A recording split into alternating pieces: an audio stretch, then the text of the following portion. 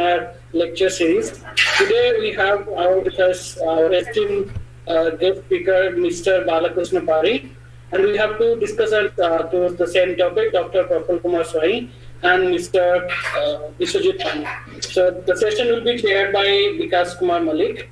And if you have any questions, please put the chat box, or you can put in the AMOPOS WhatsApp group or YouTube live stream. And those are not speaking, so I'll be requesting them to put your mic mute and also your video mute to have good bandwidth.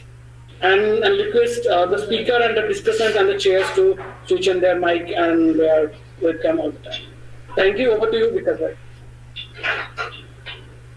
Thank you, Jaydev.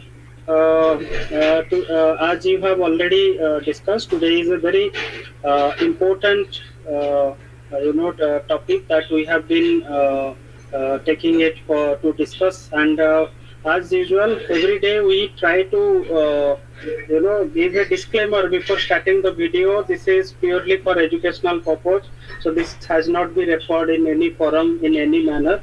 So, as all of you know, in Amo Prayas, we are trying to discuss different topics which is presently relevant and which has, different connotations or different usefulness for our students as well as, our people. So, today we heartily welcome Balakrushna Padhi. You are really a budding researcher of Odisha. And Balakrushna Padhi has his name, the PhD from Jawaharlal Nehru University.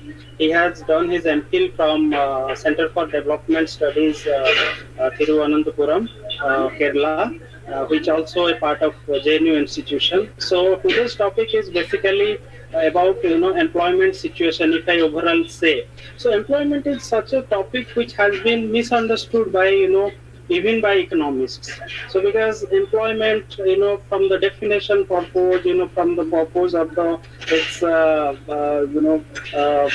how we count labor force, how we count workforce, how unemployment rate is determined, and why unemployment rate is there. There are different theories for, regarding unemployment, inflation, and many things are actually involved. It is such a big topic, and it is one of the pillars of macroeconomics. So today we are trying to focus that how employment from the point of view of employment generation state Odisha is ready. So what are the sectors that we can say that Odisha can actually create more opportunities in terms of employment? And as being one of the very large migrant sending state, Odisha is facing corona situation, COVID situation, because of somehow it has been linked with this migration labor who is coming to the state. So though it is, I have some reservations. It may be true, it may not be true. So let me just give some 1-2 points regarding unemployment situation. If you find the PLFS data, periodic labor force data of 2018-19, the unemployment rate in India is 5.8%. And it has been slightly reduced from 6.1% from the previous periodic labor force study. But unemployment is such a problem which can be, I personally feel, could be addressed with a regional approach and sectoral approach. So we need to focus which sectors have the potential to create more opportunities for our youth, because the youth unemployment rate among unemployment is high. So that's why this is a very important topic. I think it will benefit many of us, and you all are welcome whenever after the talk you feel like giving your point of view. You are welcome. Please put it in the chat box, and we'll heartily welcome your questions. You can also participate as a discussant also, though we have kept two discussants in this topic. So Balakrushna, we are really happy to have you today. And it's really an opportunity for us to listen to you. You have published so many good, papers regarding to poverty, inequality, unemployment in different, very renowned,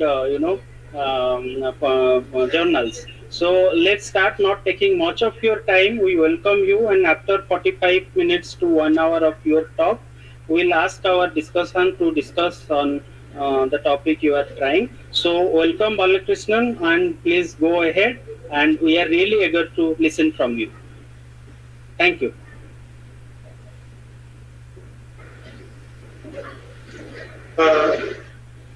Okay, is my screen visible?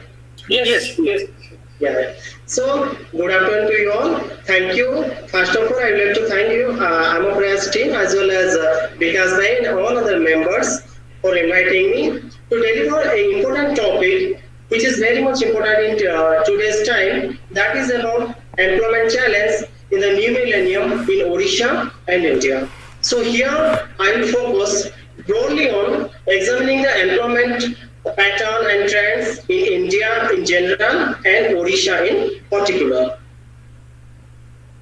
So over the last 3 decades, what you can find that employment, the employment level has been declined, and if you look the aggregate level, employment has always been a key building block for the development policy in India.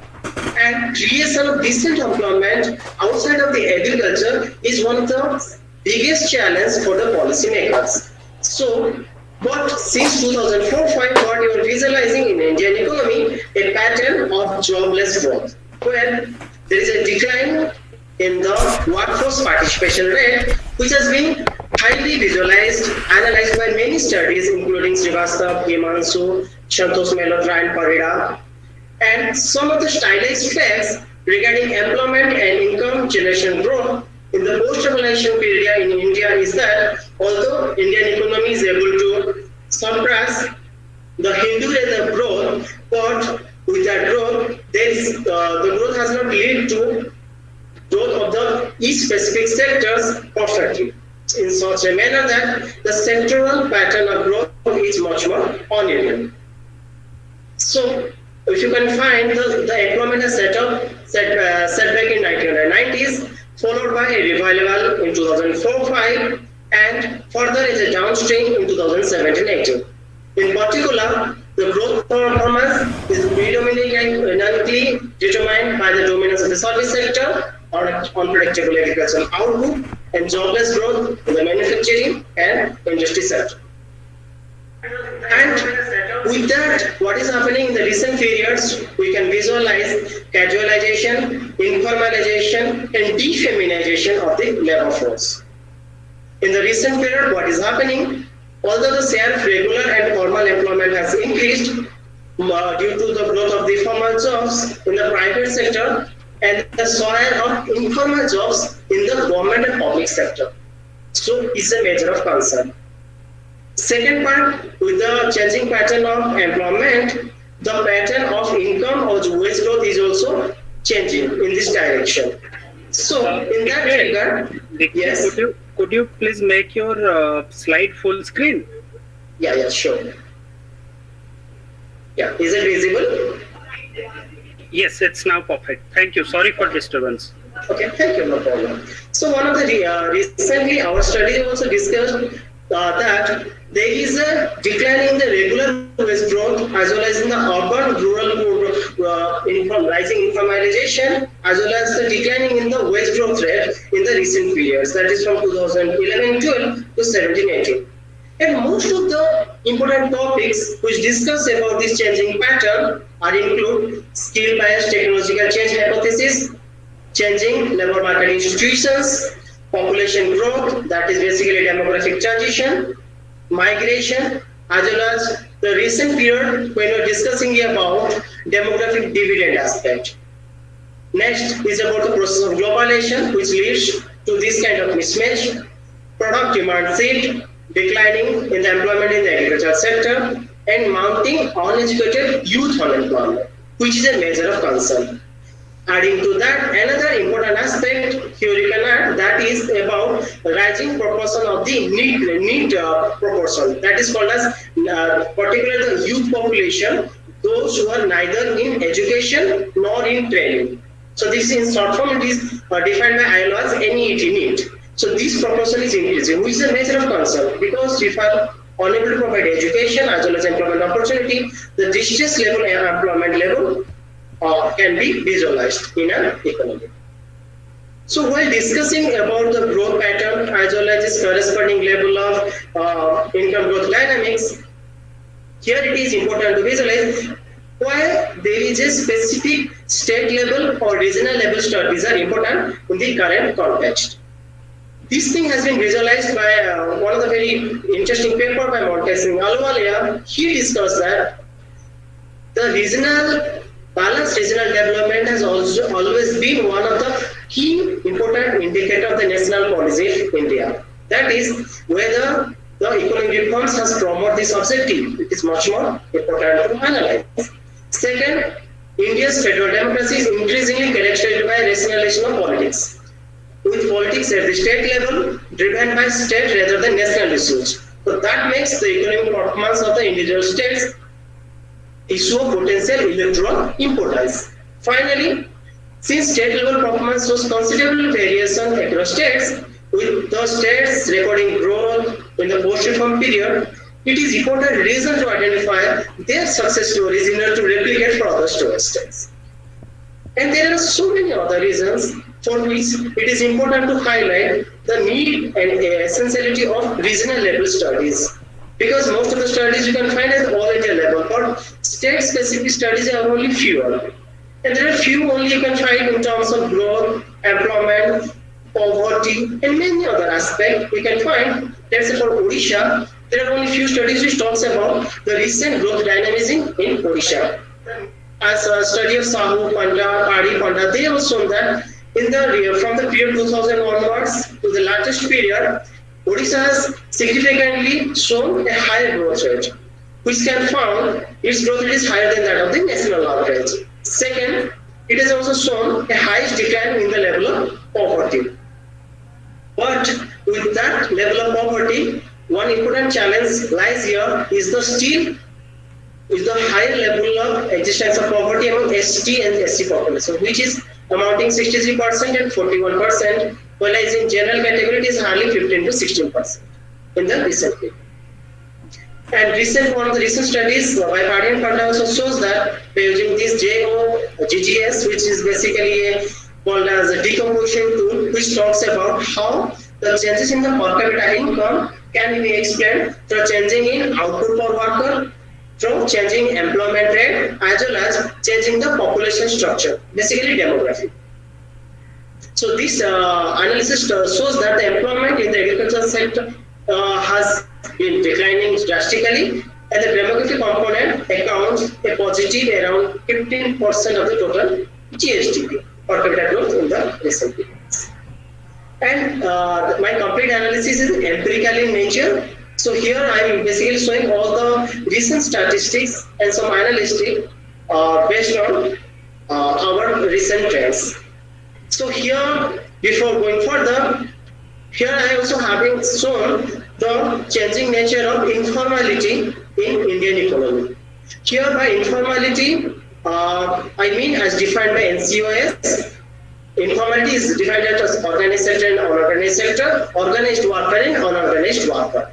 So the organized sector basically consists of all incorporated private enterprise owned by individual or household engaged in sale and production of goods and services operated on a proprietary pattern basis, while unorganized worker consists of those working in the unorganized sector or household, excluding regular workers with social security benefit and other workers in the formal sector without any employment and social security benefit. So here it is important to know that there is a difference between farm and non-farm sector as defined by the informal and formal sector criteria. That is different from the agriculture and non-agriculture sector.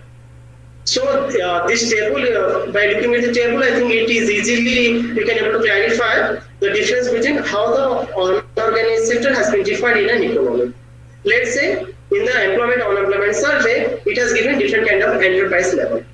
That is called as proprietary partnership, government sector, public sector, cooperatives, employment household, others. So that the level of organized sector has been defined at per enterprise type and the workers in the enterprise type.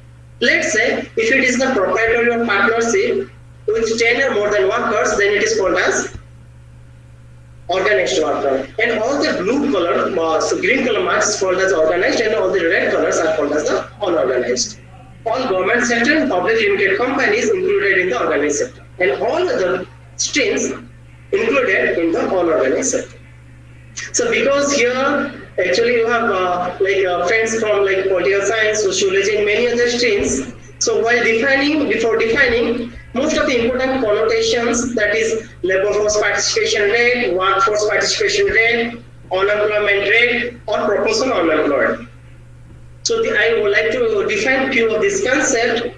So as per the employment unemployment survey, that is basically collected by NSSO, that is National Sample Survey Organization, they collect the collect the employment unemployment survey in quinquennial basis till 2011-12.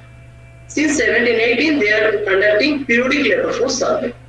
So in this particular survey, they basically go and collect information regarding the worker status, the employment, unemployment, calculate the employment status, to calculate the informality, to understand the wage level. So what they divide? They divide the workers as per the time the person basically devoted in any kind of work. That has been defined in terms of usual, principal, and subsidiary status. That is called as UPSS status.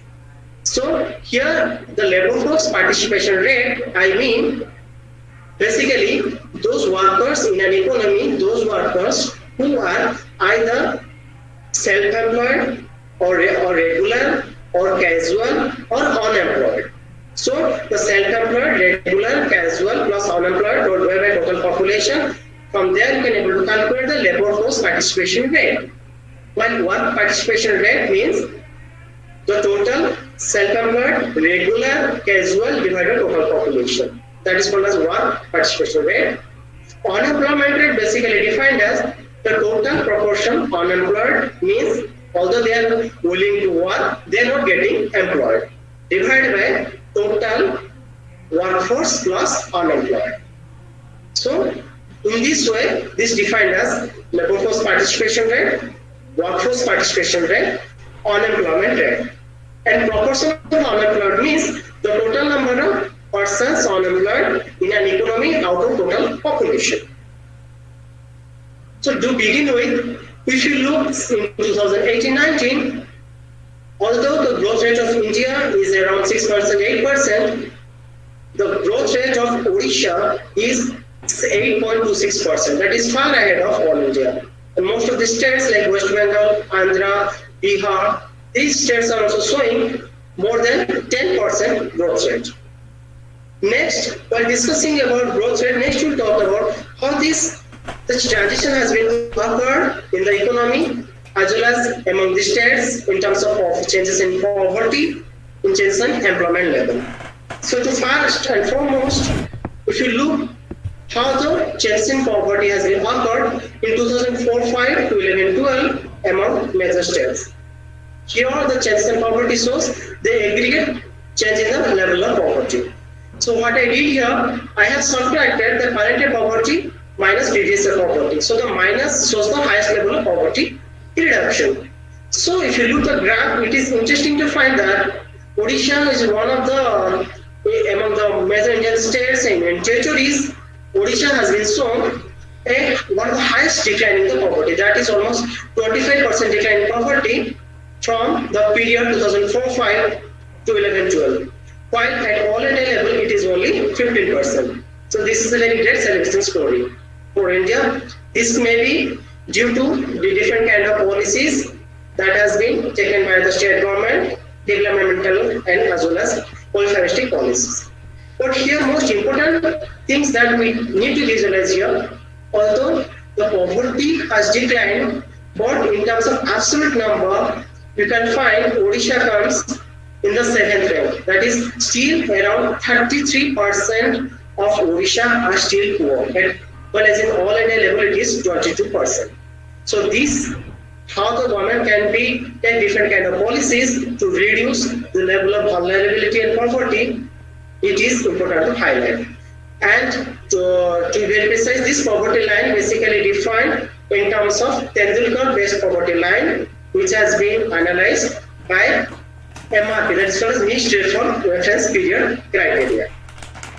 And here, the last poverty estimates in India is on 2011-12. After that, there is no further survey has been conducted. So with that changes in the level of poverty, how the employment rate has changed.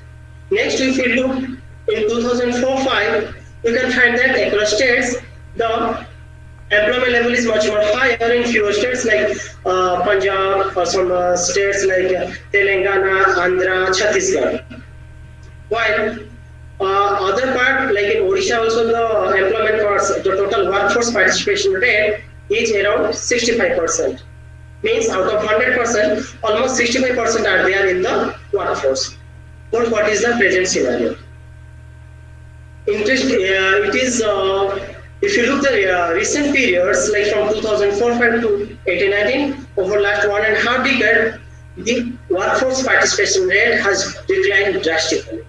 Means states with less than 50% of their total population in the workforce has declining in most of the states. In Odisha, even it has their total workforce participation rate has declined almost from 65% to 50%. In some of the like states, let's say including Delhi, Jharkhand, Bihar, Uttar Pradesh, most of the states they are also visualizing a much more declining in the workforce participation rate. And this thing has been highly analyzed in recent periods by many studies including Shivashtra, Malhotra, Himanshu, and many more, that this has been called as the jobless growth in the recent phenomenon. So if you look the total declining the workforce participation rate in Odisha is around almost 15%, while in all India it is around 14%. Next, we talk about unemployment. So with the changes in the workforce participation rate, how the unemployment rate has changed. So as recent studies also shows, Indian economy has shown a historic rise in the level of unemployment rate since last 40 years. The level of unemployment rate has increased from 2% to 6.1% in 17-18 and 5.9% in 2018-19 as per latest periodic labor force survey. But if you look across states, the pattern is quite different. In Kerala, the level of unemployment rate is much more higher, which is around 7.1%. Telangana 3.4%, while in Chhattisgarh only 1% in 2011-12. What is happening in 2018-19? If you look, the unemployment rate is a historic high in almost like many more states, and the unemployment rate is more than 6%. You can find that in Odisha. The unemployment rate has increased from 2.5% to almost 8% in Odisha. In Bihar is around 10%. Jharkhand almost 5.8%. Kerala it has increased from 7 to 10.5%. So this thing can be basically this level of unemployment rising due to the reason that the employment has been much more precarious. The persistence of informality as well as casualization. The casualization rate is also increasing in the economy. And latest, this CMI survey also shows that, which basically gives the monthly unemployment rate. And this thing I have analyzed for last 3 years. And the latest information is given for July 2020. Here I have analyzed for like Odisha as well as India, what is the level of unemployment rate since last 3 years. We can find that on average the unemployment rate of Odisha is lower than that of India. And due to this COVID pandemic, soon after February 2020, the unemployment has significantly risen from March and April.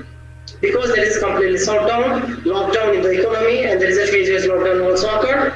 But soon after, due to some relaxation has been happened in few parts of the economy, the level of unemployment rate has declined. And in between, the government has also taken different kind of policies to combat the level of unemployment rate. Odisha has shown a historic rise in the monthly unemployment rate, that is 23.8% in April 2020. 20, and the level of unemployment has declined to 2% in July 20. Next aspect, while discussing about employment, workforce, next we'll discuss about the informality and economy. How the informality has been presented. If you look the present pattern, how the informality has been changed since 1.5 decade from 2004-5, 2018-19, the level of informality here I have defined as per the study of Srivastava and Nayak, that is based on basically the informal worker has been defined on the terms of job contract criteria. Because there are different kind of definitions as per the NCUS as other criteria, like you can use the kind of social security aspect as well as the job contract aspect. Here I have taken in terms of job contract in the non-farm sector, what is the level of informality. Still, you can find that 1.5 decade the informality is around 93%. So almost 93% of the workers are in the informal sector. And across sectors, you can find the pattern is quite different. Like in public administration, the informality is much more lower, electricity is much more lower, but in agriculture, construction, wholesale and retail, hotel and restaurant, transport, storage, communication, most of the sectors still a significant proportion of the population is in the informal sector.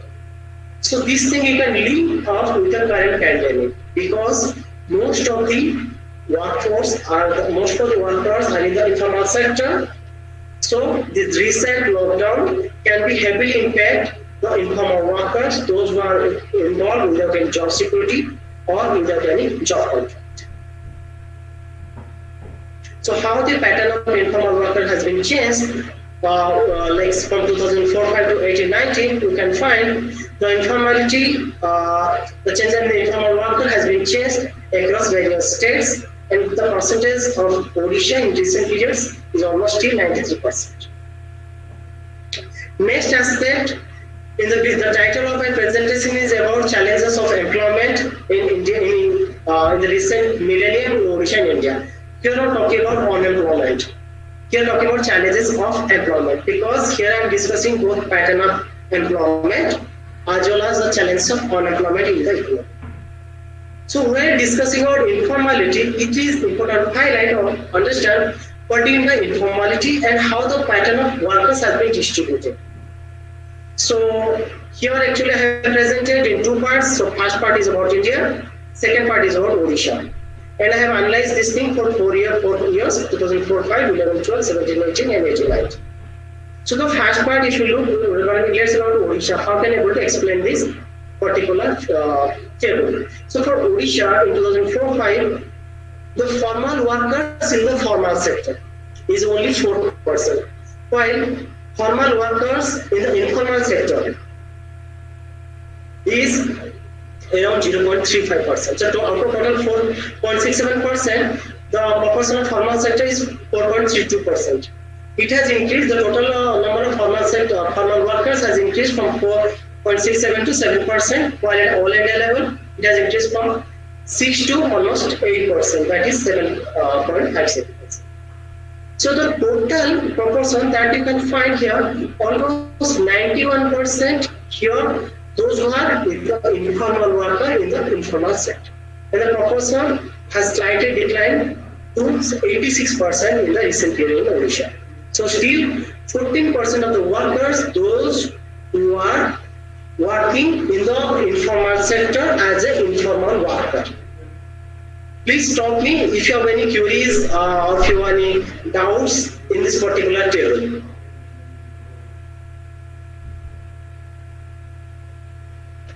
So is this clear? Which are the years, Mikhail? Which are the years of this 4? This 4 years, it is written 2004-5. 5, huh? 2004-5 is written here, 2004-5 to 2000. 18-19, okay, fine. 18-19. Means basically here, so you can say that although at the aggregate level, we can show how much informal worker are there in the informal sector, but the broad segregation you can also able to highlight if you look at total employment pattern. In other words, If you look, the formal worker in the formal sector, formal worker in the informal sector. Second, informal worker in the formal sector and informal worker in the informal sector. So the last part is much more higher as compared to the other parts. Right. So still in India, around 80%, 81% are there as per the latest periodic report 2 in the informal and the formal sector, while in Odisha it is still 86%. Next, so we have looked at total how the employment pattern has changed, corresponding the unemployment rate has changed. So here it is important why this pattern is changing. So to answer that question, we can able to visualize the type of employment structure that has been changed over last 1.5 decade, both in Odisha and India. So here, your left-hand side panel shows the employment structure for Odisha, whereas the right-hand side panel structure shows the employment structure for India. We can find that since 2004-5, the total employment trend has been drastically changed. The blue color part, the above blue color part, basically shows the out of labor force. So that proportion has increased from 53% to almost 64% in Odisha, and for India it has increased from 57% to 63%. Because most of the part are going out of the labor force, and that is one of the important reasons why there is a significant decline in the overall employment rate.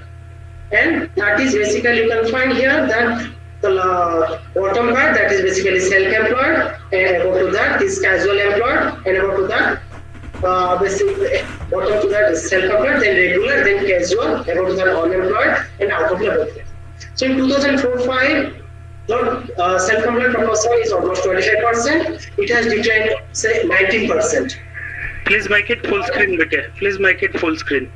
Yeah, just a second. I will full screen. Yeah. So the total number of self-employed has declined from 25% to 19%, while casual employed has declined almost from 14% to 9%. So there you can find there is the out of labor force means the most of the labor force they are moving out from the labor. This is basically called the distress level employment pattern. And here you can find the joblessness growth. Only the orange color part is basically the regular worker, because most of the regular workers, they have been at least some sort of job security. Due to that reason, only that particular proportion you can find there is a less declining it, and over the point of time, basically the proportion of regular employment has been increasing. And why this particular out of labor force is increasing? One of the important reasons basically here, first reason is due to the increasing proportion of unemployment for the education, for the graduate and above category. Second, drastic decline in the female labor force participation, okay? Or in other words, called as a defeminization. So here you can find basically for Odisha, for male, female, I have presented here. So you can find that the total level of employment, basically the employment rate has out of labor force for the female has been increased from 67% to 81%. Means we can say almost 33% of the women, they are employed in the workforce in 2004-5. After 1.5 decade, their proportion has declined from 33% to only how much? You can say only 19%. So this is a joblessness growth and distress level. And among the male also, it is increasing from 40 to 42%, and there is declining the self-employed and increasing in the regular, because although whatever will happen, there is a less chance that the total number of employed, those who are in the regular employed, their proportion will decline. So these two patterns, first about the overall declining the employment. Second, why this employment declining? This is declining due to heavy declining in the female labor force participation. Most of the females, they are moving out from the labor force. And this thing, due to their moving out, the disparity in the level of earnings in terms of wage generation is also increasing drastically in the recent periods. Next, interestingly, if you can find how the total number of workforce participation rate and the unemployment rate has been changed across age cohorts in India. Here you can find that the workforce participation rate shows an inverted U curve, while the unemployment rate shows an L-shaped curve. Why the overall means workforce participation has declined at the aggregate level? This is because the unemployment, the employment level, or the workforce participation rate has declined across all age cohorts. If you look at the four parts, the first above graph, the first above like the line of the graph shows the workforce participation rate for 2004-5. So in the recent periods, it's called as 18-19. You can find that the 17-18, 18-19. You can find that they are only basically close to each other. This is a slight difference between of 1 year, and the much more declining in the workforce participation rate in aggregate level is basically one important reason. Research study shows that the demonetization effect, because that 17-18 survey has been conducted soon after the period of demonetization, that leads to drastic declining in the overall employment rate, which basically shows the total employment rate at all India level has declining from 469 million to 455 million, almost 40 million declining. While for India, for Odisha, surprising, which has declining from 173 lakh to 146 lakh. A huge decline, almost 27 lakh decline in the total employment. Over this 2004-5 to 2011-12, you can say to 17-18. And from 17-18 to 18-19, the total employment rate has again increased to 153 lakh. So here, coming to this, workforce participation rate has basically is lower in the lower age brackets. So it also the workforce participation rate increase with the increasing level of job experience.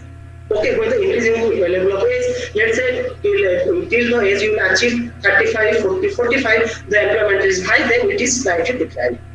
But the declining, it is important to analyze here, the level of declining can be visualized across all age cohorts. It's not only 1 or 2 age cohort. And there is a slight increase in the recent period, that is 18-19. Corresponding to that, if we come to the right hand side, the L-shaped curve shows basically the rising level of unemployment rate. Here what you can find, from 2011-12, the unemployment rate is hardly below 20%. For recent periods, the unemployment rate has increased to 40%. And for the particular, you can find that as per the definition of youth, which basically includes the age group from 15 to 29.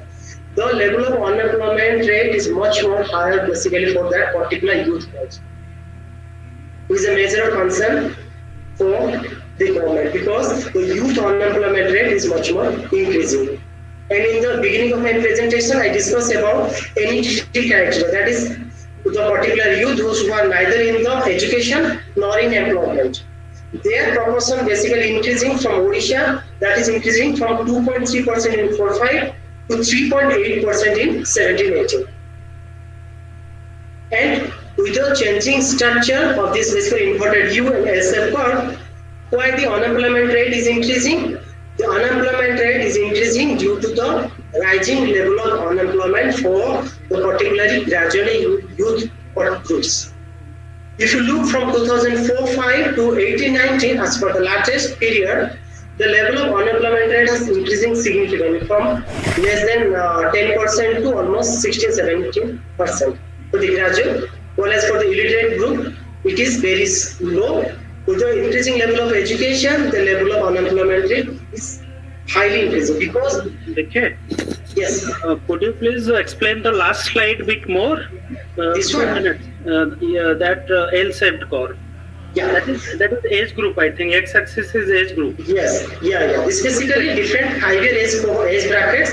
I have actually shown the percentage of people unemployed in each particular age cohorts, and how the proportion has been changed over last 1.5 decades. That is from 4-5 to 18-19.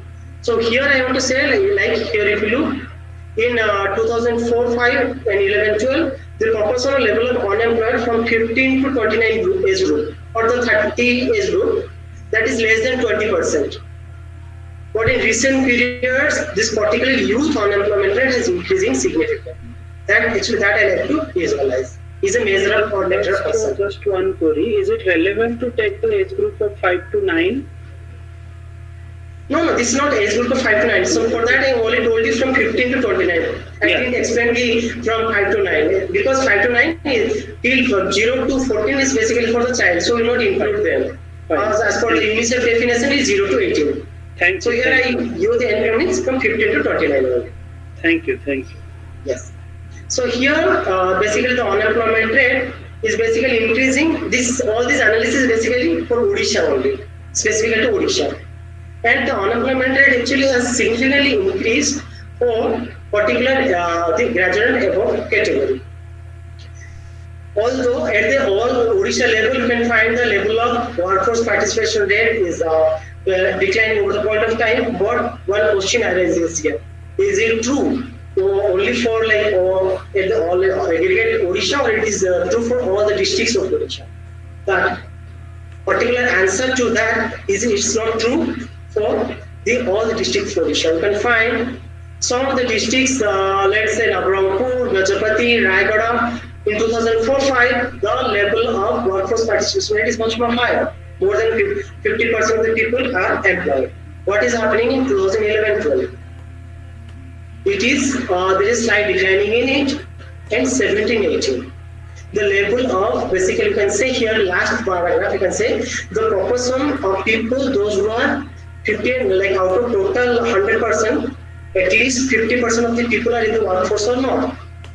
So the proportion of workforce is above 50%. There is no particular district and find in 17-18. Most of the districts are coming now 23 to 30%. So although like just like the all Odisha level, across various districts of Odisha also you can find the level of workforce is declining. So this is clearly reflects the kind of joblessness or the district level employment is generated in Odisha in the recent periods. Next, about unemployment, how the unemployment rate has changed. In 4-5, this is the pattern, 11-12, and latest 17-18. You can find the level of unemployment rate. The last part is this, last part of the level of unemployment rate. In the level of unemployment rate is significantly increasing most of the districts in Odisha except Nabarampur, Kalahandi, and Nuapara. After explaining that, next we'll discuss pattern of employment as well as the total proportion of employed across different kind of industry groups. So in the beginning of my presentation, I have shown at the all India level, all as well as Odisha level, what is the pattern of workforce participation rate has been changed across age groups, as well as across education groups. Next part will discuss how the pattern has changed across different kind of industry groups. So with the structural transition of the economy of Odisha also you can find here, although the GVA, the gross value added, that is basically agriculture, still comprises almost 14% to total GVA of Odisha, whereas employment is still 43%.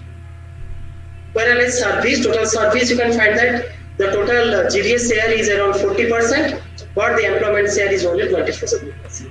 So the mismatch in terms of employment generation as well as the kind of proportion of people in the employed in the service sector, this mismatch basically shows the skill difference. Means although the service sector is booming, most of the people are unable to cope to get in that basically the service sector employment. So the overall employment level is also declining. So next, if you look how the total level of in million terms, how the total person employed has declined. So as I mentioned, the total number of people employed has declining in Odisha from 17 million to 14 million in 2017-18. In India has increased to 15 million in 18-19. And the growth rate you can find like in employment rate from has to growth rate basically so 11-12 to 17-18. Second part is growth rate from 17-18 to 18-19. Third part aggregate growth rate from 4-5 to 18-19. So these are the three growth rates. Actually I didn't mention the scale 1, scale 2 and scale 3 here. So here you can find from 11-12 to 17-18, agriculture, manufacturing, finance services, public administration, industry, service, and the aggregate employment level shown a 2.9% decline in the employment. While like 1718 to 1819, there is a slight increase. There is an increase in the employment by 5.3%.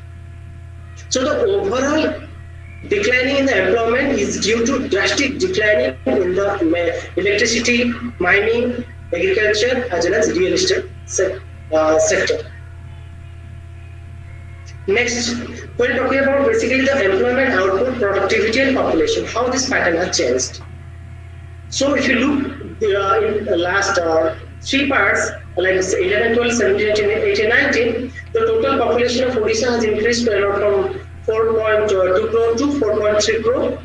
And accordingly, the working age population has increased from 2.8 crore to 3 crore. Correspondingly, the GDP per capita is increasing as this much. But the employment, with the changing structure of employment, the level of employment rate has declined by minus 22% in this particular period. And the working age population has increased from 3.16%. So here, few things are important to analyze. First part is about, although the demographic dividend is occurring, what are the youth population is able to get the fruit of the demographic dividend? That is important to highlight. And here basically you have shown the output per worker, employment rate. The output per worker has increased by around by 77% and by 3.14% from scale 2. So after explaining basically the important aspect of employment, output, productivity, the pattern of employment generation, how it has been changed over Odisha's economy. Next part actually I try to explain how can you able to link the recent COVID-19 and what are the challenges of employment for all India as well as for state. So the ILO recent study that is published in 2019, April 29, 2020 shows that in its now forecasting model that the average global working hour has declining in the first quarter by 4.5%, which is equivalent to 130 million full-time jobs.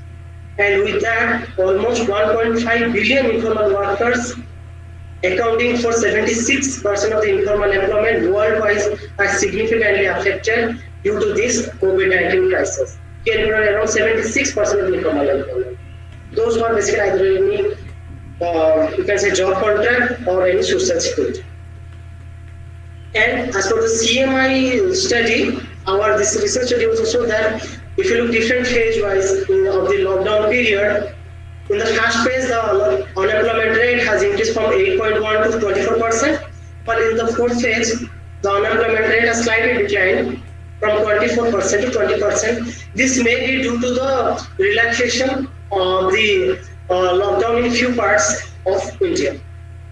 So therefore, both rural and urban economy expected to confront a huge employment crisis, given 96% of the formal workers in the rural area and 87% workers in the urban area.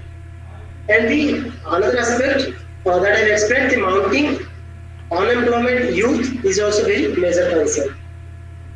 Next, while discussing about informality, because informality has been always been discussed in terms of either job contract, otherwise job security. So in Odisha, what is the pattern? If you ask the question, you can find the proportion of population, those who have both having job contract as well as social security. Means a particular total proportion has in both kind of security is around 22% in 4-5 has declined to only around 14%. Second, job contract with no social security means although they have job contract but no social security. Let's say if I go and join some work somewhere, means let's say if I got a job contract, means I will work for 2 years, but I'm not getting other kind of social security. So that part will include the second category. Third part basically includes job contract with intermittent social security because for particular groups which we are unable to identify in which kind of group it will follow. Second part, no job contract, no social security. Means one particular person, no job contract, no social security. The first part is no job contract with social security, and second part is no. The red one is no job contract with no social security. So that proportion has basically increasing from 64% to 75% of millennium.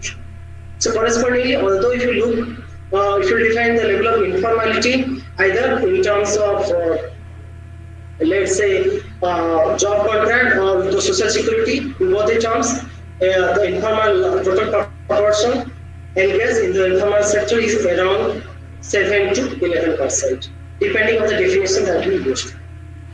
So in the beginning of the presentation, we have analyzed another important aspect, that the informality of informal workers in the government and public sector, for the regular workers, which a major concern ki that proportion is basically significantly increasing in the recent periods.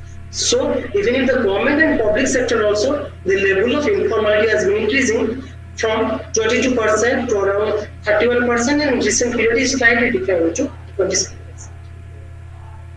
Next part, for Odisha basically, at the total informal workers, how the pattern of informality is there. Second part, the right hand side explains, although in the formal sector, the informal workers are there. So if you remember in the previous slide, we have shown a basically matrix where you can show the formal work in the formal sector, formal work in the informal sector.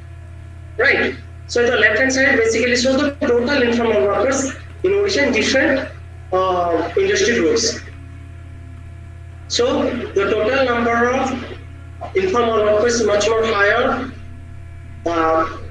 in agriculture, construction, wholesale, hotel, as well as other community services, but it is lower in terms of electricity, gas, financial intermediaries, and public administration. And there is also existence of the informal worker among the formal sector. It's a measure, it's very important to analyze in the given context in COVID, because most of the workers are engaged in the formal sector in the range of, let's say, either job or any job contract, or there is any kind of social security aspect. So in that case, it is much more essential to understand they are much more vulnerable, and the proportion is still higher. And why and how the employment has been changed over the last 1.5 decades. You just follow the last row in this table. We can find that although we can say that the total number of employment has increased, let's say, declining by from 173 lakhs to around 146 lakhs, and recently it is increasing to 154 lakhs. But out of this 153, around 56% of the total employment still in the self-employed category. That is the first. The regularities increase very nicely in Odisha, that is from 9 to 17%, and in the casual employed is around 27%. So, because most of those who are in the self-employed, if you look as per the definition of the NS ratio, the social security as well as job contract only applicable to those who are the paid workers. That is that they are either regular or casual employed. Second part, if they are in the non-farm sector, means either they, as per the those who are in the economics, they know that as per the NIC classification, 2004. It is 4 5, you can say 01 to 04, 05 and 02 to 91 group. That is either in the non-farm sector, and paid workers, they will include in the particular group that is called as the social security and job security. So most of the self-employed category exclude that. So because a significant proportion of the self-employed category are still in the exist in the total economy. So the recent COVID crisis also poses a serious challenge to that. Second aspect, I think in one of the webinars, Sivo bhai already explained the aspect of migration. I don't want to go into in detail. So this thing, because as we talk about migration, there are only in the recent periods we don't have any kind of particular migration survey. For analysis of migration, you can only completely rely on 3 data set, that is census 2011 latest data, NSSO migration survey, that is 2017-18, 2007-8. After that, there is no further migration survey. And last is ISDS survey of 2011-12. So based on 2011 census, we can find basically this particular plot, control plot basically shows, this called as chord plot. Chord plot basically shows the inflow or outflow of the people across migrate people across among states. So you can find that in Maharashtra, in Uttar Pradesh, there is the highest level of migration. In Odisha, what is the level of in-migration and out-migration? You can also find here. And the right panel of this thing, you can find in 1718, that is the latest data available we have, based on migration survey, because the census always talks about long-term migration. The seasonal migration level we can able to get either from ISDS survey or there is from NSSO survey. So in most of the states like Odisha, Madhya Pradesh, Uttar Pradesh, Bihar, these are the poorer states. You can find the main migration rate is much more higher. And if you look where the migration is much more is higher, like from Odisha to which states, you can find the left-hand panel. The migration rate is higher from Odisha to Gujarat, then Andhra Pradesh, Chhattisgarh, Maharashtra, Karnataka, Jharkhand, West Bengal, Delhi, Uttar Pradesh, and all other states. And because the migration population are returning from these particular states, you can say expected to their home states, now giving employment opportunities to basically these migration people is a very significant challenge for the government. Right-hand panel, you can find a particular job aspect I have shown here. This analysis has been done based on ISDS survey, which basically shows the seasonal employment. Is basically give one information, those who are migrated out, or those who are in the same state migration, or another state migration, what is the proportion of the people when they migrate? Right. So if you look, if they migrate to other states, most of the people either engaged in the elementary occupation or blue collar occupation. The pink color occupation basically means sub-related occupation is much more lower. In the rural area, the pattern is completely for either elementary and blue collar, and urban area, the proportion is quite different. So when the people are also migrating to their own states, they are taking some of the skills with them. But if till the time the COVID will not stop, unless until a proper vaccine will not come, how we can able to get a proper employment facility to them? That is a very serious challenge. Engineering is one of the options, but for the urban area, what kind of employment opportunities? And the Narega kind of work we can able to spread in the urban area, or some kind of other, like the government has also started many kind of good policy initiatives. The government has also in the recent years in terms of combat this crisis. So that also needs to be highlighted and analyzed further. So in total, we can find at this juncture a well-planned calibrated strategies indispensable to put states' economy back on track. And research studies of SAIT as well as Odisha Economic Association OEA also shows that the COVID also significant impact on the state economy in terms of their revenue generation, in terms of overall growth, declining overall growth in the recent as well as in the future aspect. So in that way, measure will be aimed to helping the workers and farms survive the large negative supply and demand shocks. Government has to revamp social security allowance and entitlement. Next, a dedicated study group may be constituted on exploring the economic opportunity for the migrant worker. The explanatory and massive inflow of return migrant workers to their native places in the imposition of lockdown across the country has brought about a major challenge for ensuring their health, safety, and means of livelihood. In this regard, it is essential for the creation of a database for the migration workers and provide them employment opportunities. And last, creation of a social flow for informal workers consisting of minimal entitlement in terms of education, health, food, and shelter is important, as studies of Prof also shows. Protection and promotion of livelihood of workers in the informal sector, because that comprises a significant proportion of the total economy. Conditions which destroy the informal sector livelihoods should be carefully assessed and changed. Principle of adequate compensation in rehabilitations measures need to be proposed.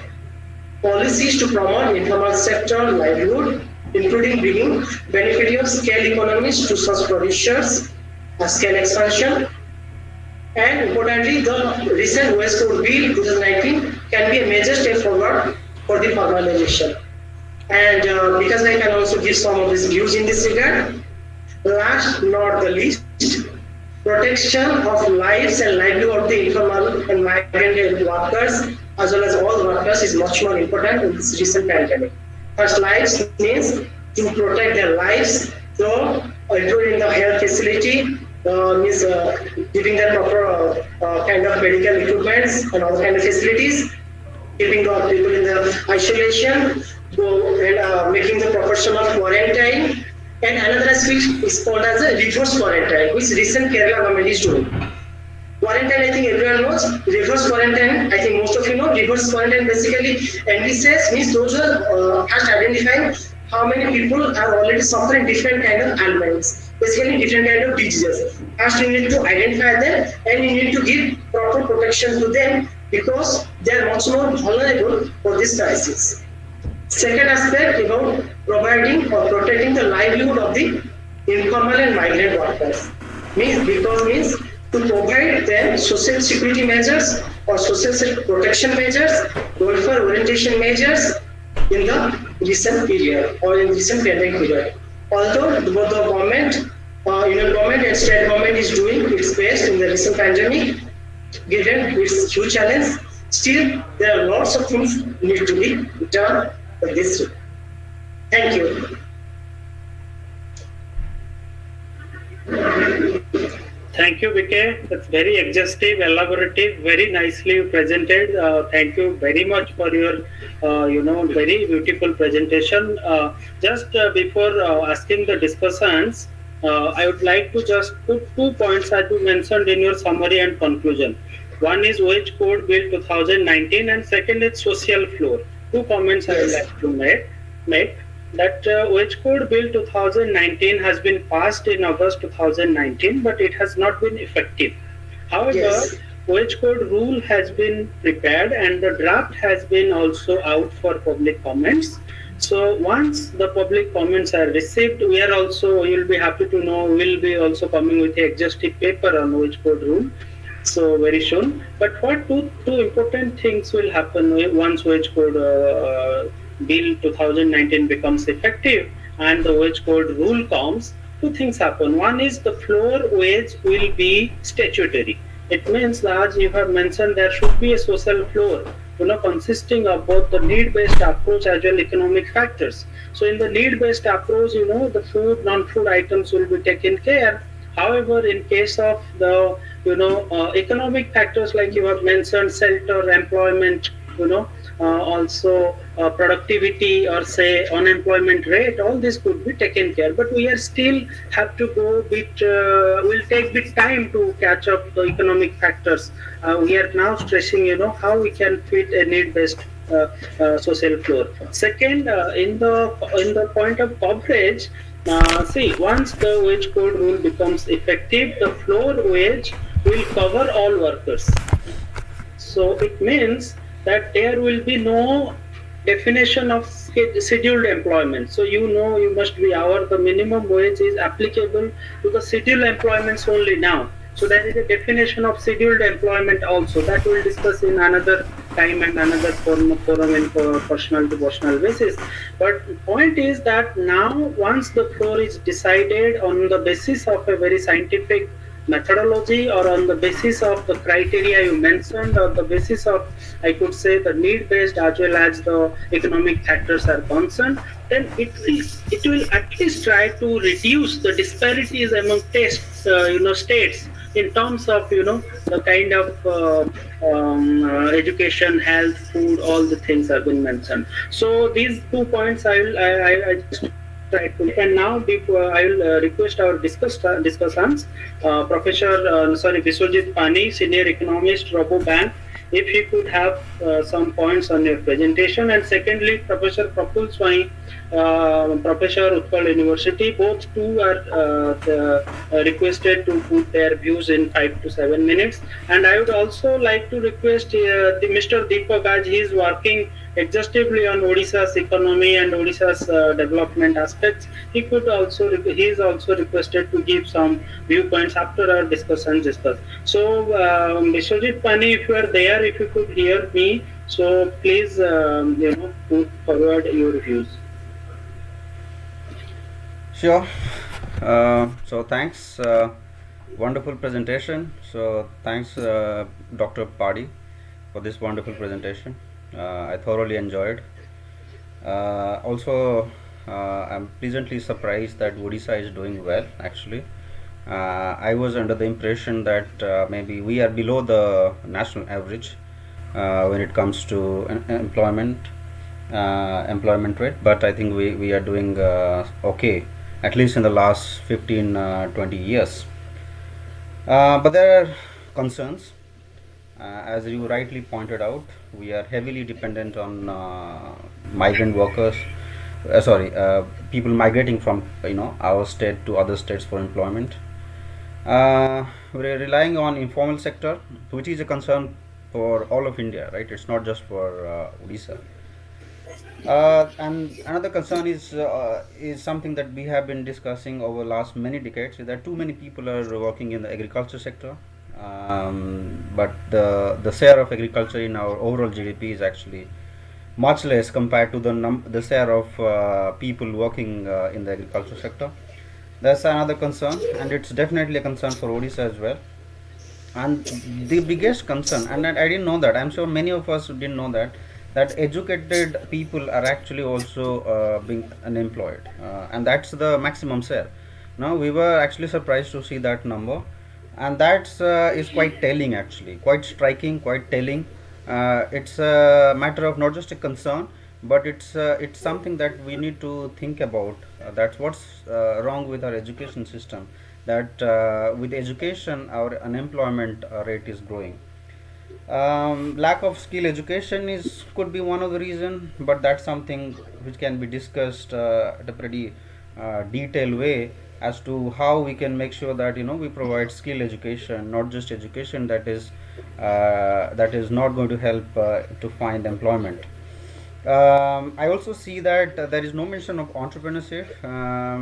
Well, in India, actually, we are not known for an entrepreneurial society, and Odisha is certainly not known as an entrepreneurial society, right?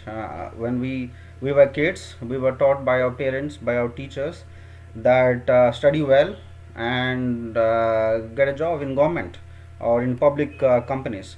We were never taught to be an entrepreneur, to start something on our own. It's a problem in Odisha. It's actually a problem of if in all of India, but it's a big problem in Odisha, actually, compared to, let's say, in Gujarat or in southern states. We are far behind when it comes to starting a company or starting a business, and that's one of the reason why not just that our people are unemployed. There are no opportunity for other people also, because only through these small and medium companies you will be able to employ more and more people. Okay, so these are few things which are a cause of concern, and I feel that we can definitely get rid of these issues. Yeah, and it's not like these are issues which cannot be solved. These issues definitely can be solved, and I'm not an academician, so I don't really spend time with the data, the employment and unemployment data, to tell you actually how best we can actually solve from a purely academic point of view, but purely from as a layman, actually, and based on my own experience, having spent like over 20 years in Odisha, in different part of Odisha, in western part of Odisha, in coastal belt of Odisha. What I've got to know is that we have enough potential. It's just that we have to ensure that we leverage all the potential that we have in our state. And there are few things I would like to propose in order to improve the employment situation of our state. First is that the contractual workers in the government. This is something that actually it's not an idea of mine. It's something actually Raghuram Rajan and the MIT economist, what's his name? Unable to remember. Okay, the Bengali economist who got Nobel Prize winner. Okay, I'm unable to. Abhijit Abhijit Banerjee. Banerjee. Yeah, they co-authored a paper in EPW some time back. I think just before the general election of 2019, where they propose is that the one of the worst thing in India, and it's a very unique thing actually for all developing countries, that most people want government job. They want government to provide them employment. It's exact opposite in the developed world. In the developed world, actually, it's government has a tough time attracting talented people, because people think that those who are talented, they will be vested in the government, because you have caps in salaries and promotions and everything. So that's a big challenge there. In contrast, in the developing world, and in particular in India, many people are running after the government jobs, right? And one of the thing that they have suggested is that instead of this wonderful things associated with government job, which is that you will never be fired, right? So your job is fully secured, you got excellent salary. The salaries in India, in government jobs in India, is quite good actually. Much better than private, by the way. Many people think that in private sector you actually get more money. Actually not true. For 95% of the cases, government employees actually get more money and better security in terms of everything. Because of this, more and more youth are actually trying to get a good jobs, right? They're preparing for civil services, bank, public sector bank jobs, and all kinds of all level of civil services, be it grade A, grade B, grade C, whatever, these things, right? But we know that there are limited opportunity in the government, right? Government cannot give jobs to everyone, right? Only a tiny section of the people get through these jobs, and others actually spend their entire youth from 20 to 30 in order to get a job. But most of them are unable to get jobs in government, and they feel like, okay, then we don't know what to do, because preparing for government jobs, you don't actually learn skills. You actually get to know a lot of things, but actually you don't learn skills actually. And your skills cannot be used in many areas. Maybe it can be used in some areas, but not in all areas, right? For example, if someone is preparing for some government job, reading a lot of GK and all, he cannot work in a factory after that, because he has wasted like 5, 6, 7, 8 years of his life doing these things. So what Abhijit Banerjee and Raghuram Rajan both have suggested is that we should have contract workers, more and more contract workers in the government. Instead of paying a peon, let's say 25,000 rupees a month, you hire 5 peons and pay them 5,000 rupees. They don't have to move to other places. If you get 5,000 rupees in village, you can still live okay life. Not a great life, but still okay life. You hire one primary school teacher and pay him 35,000 rupees with a secured job for 35 years, and then you have 100 students being taught by one school teacher.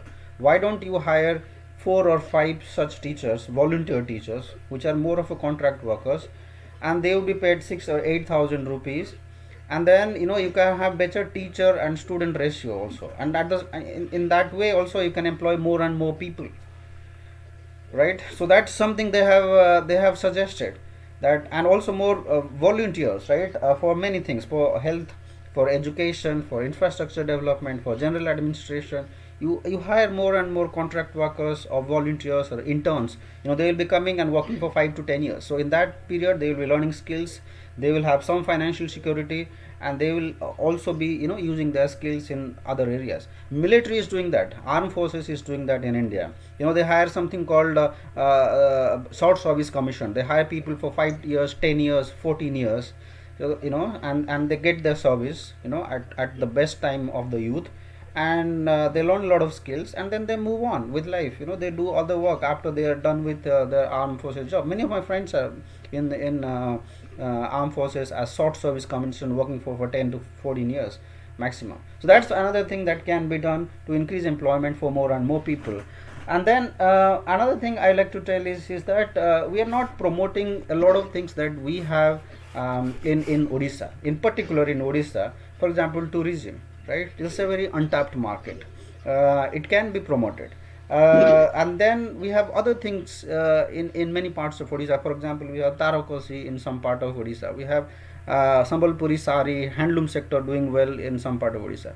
It's important to actually increase the market, so that more and more people actually can be accommodated in these small industries, but very powerful industry, because in the world that we live in, art and culture is actually having a very prominent role, and it's very important therefore to commercialize it, and the government can actually play a role in to sort of commercialize these things, and as a result what will happen is that more and more people will find employment in these sectors. Another thing is about skill development of the vulnerable section of the society, namely women, handicapped people, or differently abled people, orphans. So these people are the most vulnerable part of the society, especially women. Actually, they have a lot of curiosity. They are not indulging in all kinds of bad things, such as drinking alcohol or spending money in all kinds of bad things. There are people, the women actually spend a lot of good. They actually spend money on good things, right? Educating their children, making a good house, saving money for health, and so on. So it's very important therefore that we upskill them so that they find employment. In villages it's very very difficult for women to find employment, especially considering our social structure. Even if you like to work in another as a servant, you cannot, because of the social rules and all. So it's very difficult. So that's another thing I would like to stress here, that government should upskill women, and ensure that we have small industry in villages and all, where not by killing big industry. In one of our other discussion we were talking about killing big industry to create small industry. I would say, okay, let the big industry be there, but you can still create small industry in villages and all, where we can create small factory. I mean, I was reading about Lijat Papad yesterday. Lijat Papad is such one good example where it was started by a few women, and now it has become a multi-crore industry. We want that kind of industries in our state, where we'll have industry on papad, on achar, on pitha. I mean, why can't we have a pitha cuisine from Odisha being a global brand, not just in India but outside of India, much like how we have McDonald, or why you have Sarana Bhavan from south of India. They are multi-crore brand. We can also create such things out of Odisha, and that will employ a lot of people, particularly vulnerable section of the society, women, women and other vulnerable people. Yeah, and another thing I would like to stress upon here is that use of data and research, as Professor Padhi actually has pointed out earlier, that we should create a database for migrant workers. But I'm of the opinion that we should create database for everyone actually. It's easy these days actually to create database, especially given that we are living in a digital age where you can you can get information very easily from people. We have social identity these days, identifier, unique identifier, namely the Aadhaar. So through that we can get information, and therefore it's very important to create such a database of people, where we have the status of employment and so on, because it's a very and I'm sure the academicians would know that the unemployment rate is not that great in India. CMI, I know, is actually doing a good job, but it's still bad. I have talked to, even I was a student actually, I had a chance to talk to people from CMI, and they're saying it's still a big challenge for a private sector company to collect data at this scale, because there is it's very difficult to commercialize, difficult to sustain. So government actually should do that. Government should have a proper database in order to collect such data. Lastly, I would like to discuss about one striking thing that we have already discussed in brief, which is that why is that unemployment is high among educated people? What's wrong actually? I am of the opinion is that we are not teaching skills to people. Somebody who is doing a BA or BSc in history, geography, in physics, mathematics, they are learning a lot of academic things, no doubt about that. But where will they get employment after they are graduates, right? So that is a concern. So we should have some sort of skill development parallelly going on along with your graduation program. This is something that was suggested by Abdul Kalam, our former president Abdul Kalam, in his book Vision 2020, that our graduates should must learn some skills while they are doing their graduation or post graduation, because most people will not find employment in their own area. Somebody doing a BA in history will not find employment in history. Most of them won't find, but you can find employment many other areas, for example in journalism or in other kind of areas, right? So therefore it's very important to promote vocational or skill education, and I'm glad that in the new education policy this has been mentioned, that skill education will be part of school education as well as in the college level education.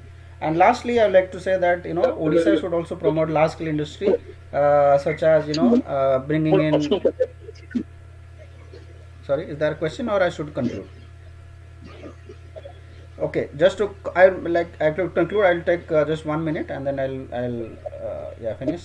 All right. So lastly I would say that government should promote or rather ensure that large scale industries are also built in our state. It goes without saying that it's important to bring in large scale industry.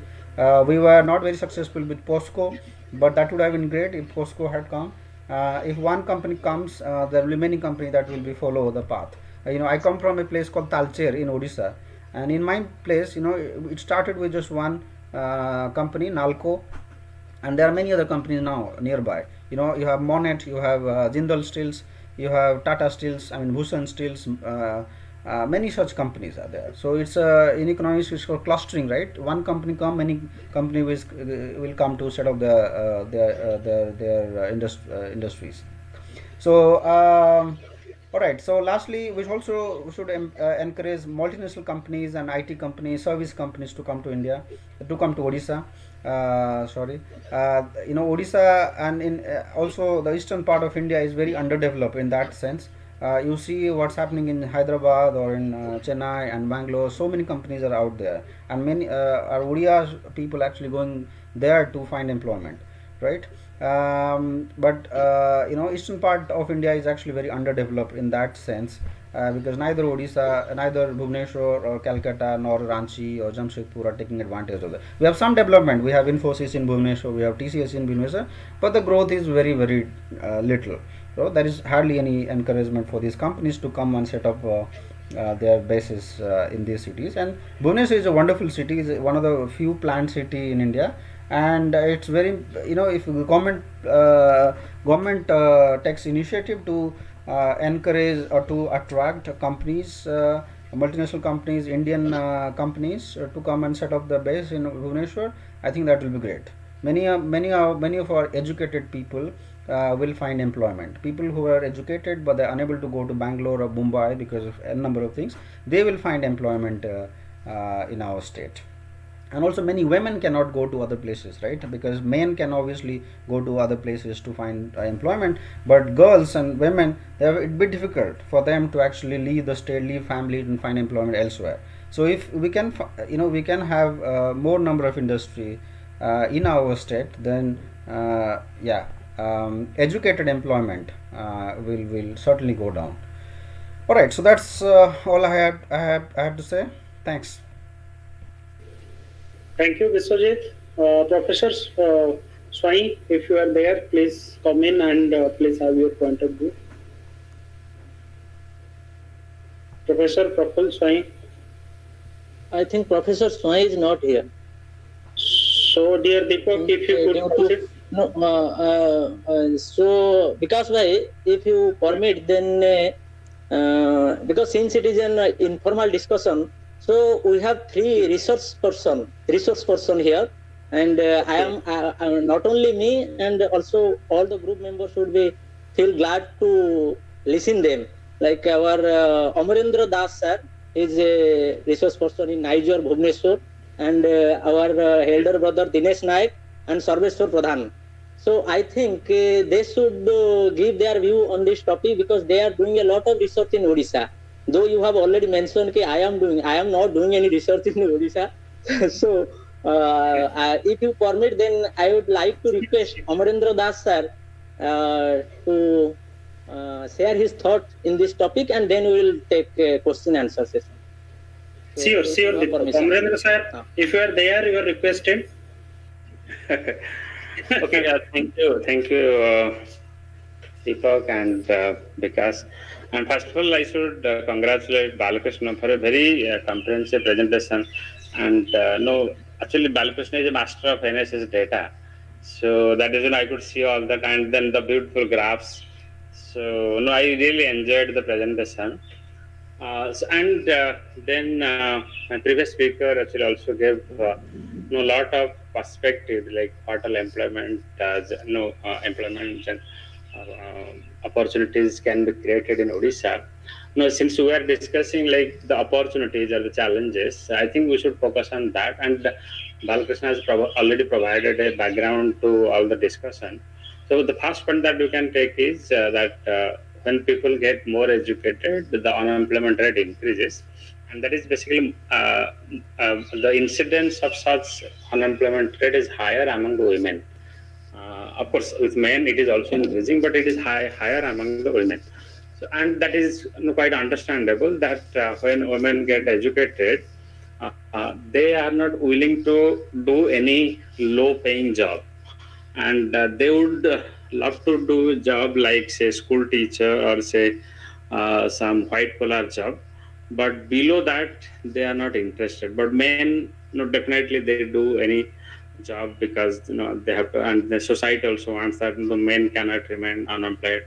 So that could be the reason why you will see that the work participation among women increases with the level of education, and that is now happening in all the districts and across all sections of the society, including social groups and everyone. And that is, I think, quite reasonable. Of course, I will not say reasonable because see, my guide, Professor Santa Kumar, he always gives this example of the Northeast girls. You would find Northeast girls in every city of India. Why? Because that is a matrilineal society, and in their society, the work participation of women is very important, and that is why they don't mind to migrate to any city and do work. Even they do the business of selling momos, they don't mind that also, and they migrate to any other cities. So that is very important. The cultural aspect probably in India is pulling us back.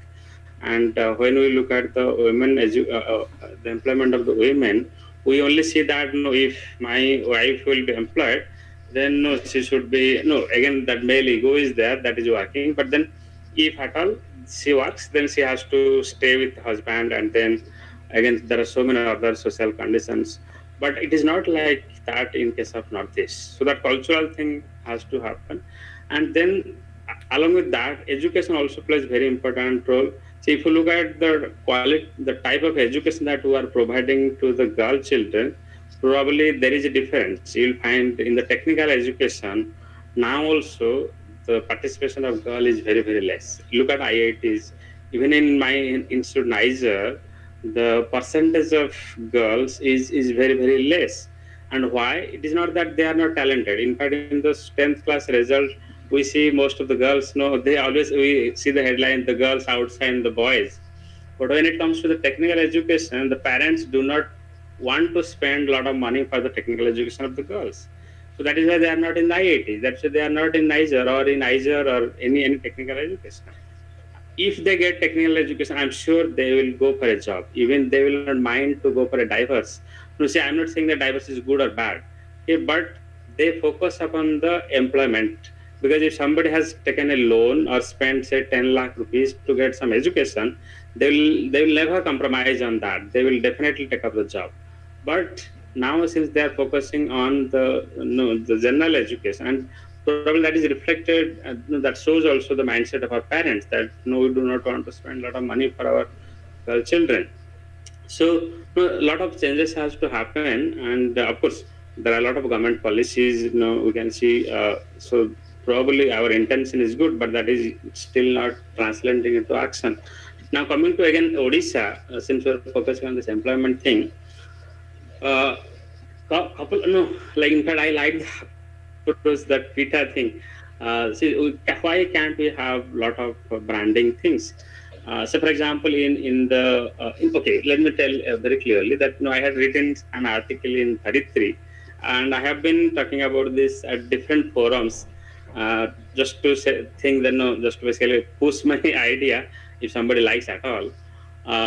No, the argument that I'm providing is that now it is not the time to think about providing unskilled employment in MGNRG.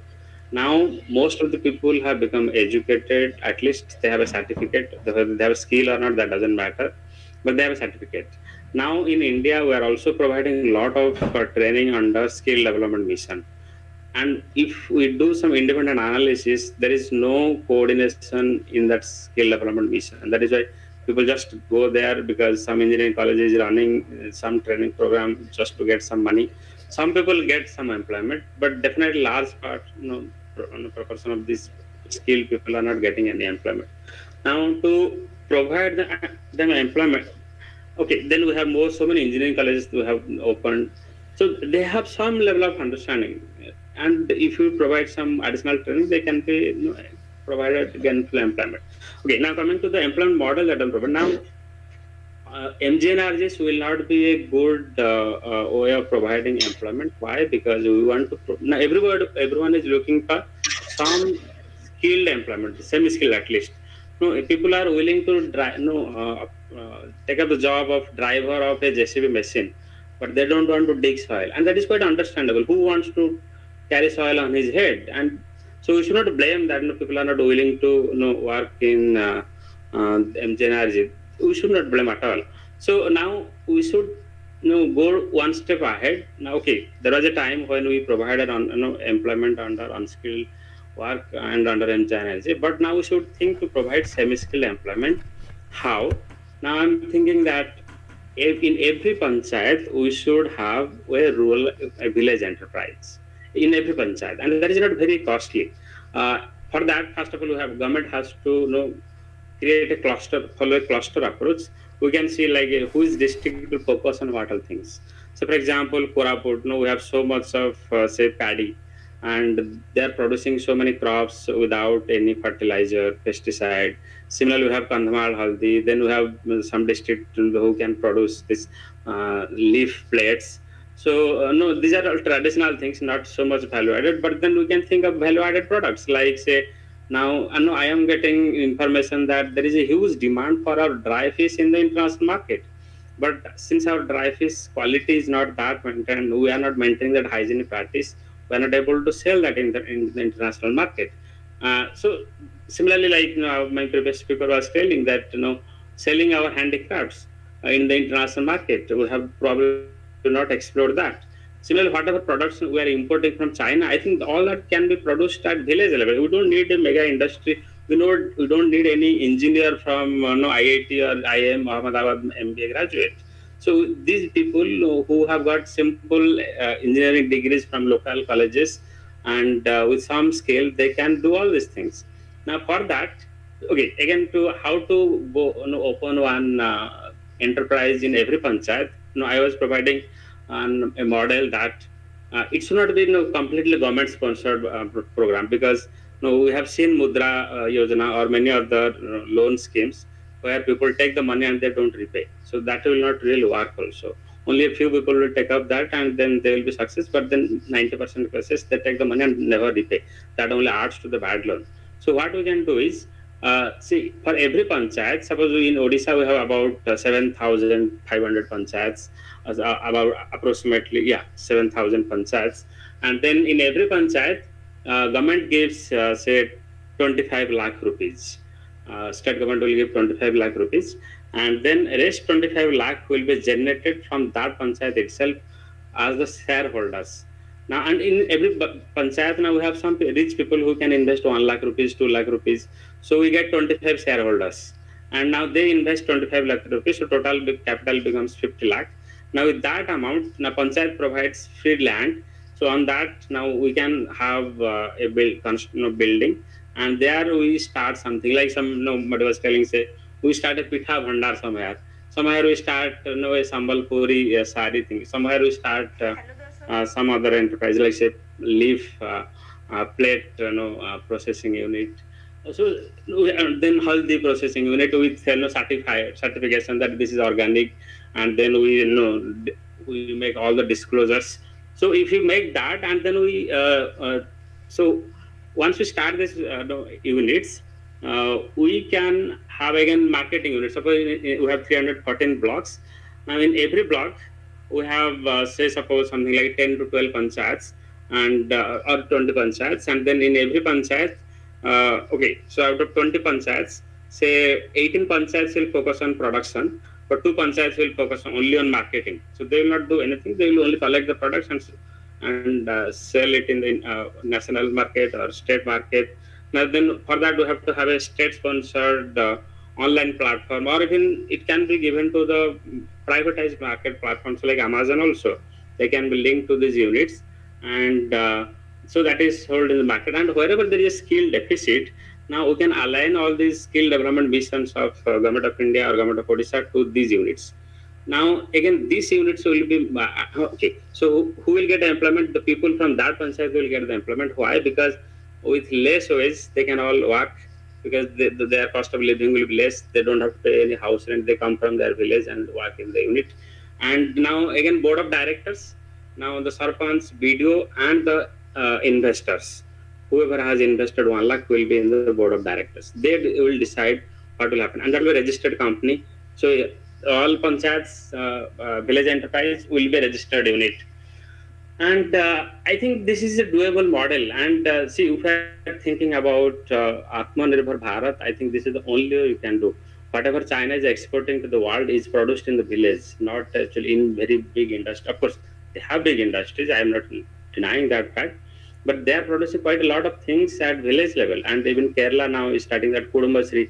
Kudumbasri is producing a lot of things. So that model can be implemented in Odisha, and that is the only way we can go for providing employment. And remember, these small scale enterprises are environmental friendly also. We don't have to transport many things, raw materials, and we can use the local resources, and we need to fulfill the local demand first. So we save quite a lot in preserving our environment, providing more employment.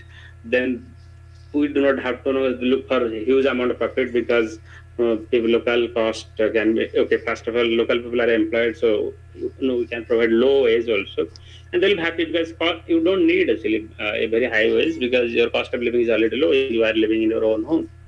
So yeah, so I think that is the only way. I think Odisha can become Atmanirbhar, or India can become Atmanirbhar. I think I have already taken so much of time. I will stop here. Yeah, thank you so much. Thank you. Thank you, Amrendra Bhai. It adds value to the discussion. Exactly, you really highlighted very relevant points. Now, I would like to request Dinesh sir, if you are there, could you please come in and put your views, please? Yeah, thank you everyone, and it is a really nice presentation by Balakrushna Padhi, and nice initiative by Hama Prayas. So, am I audible? Yes, you are audible, sir. Yeah. So, the big picture out of this presentation is that what already discussed Amrita Bhai also said about it, that with the higher level of education, there is a clear decline of employment, and unemployment rate is higher in Odisha particularly, while other states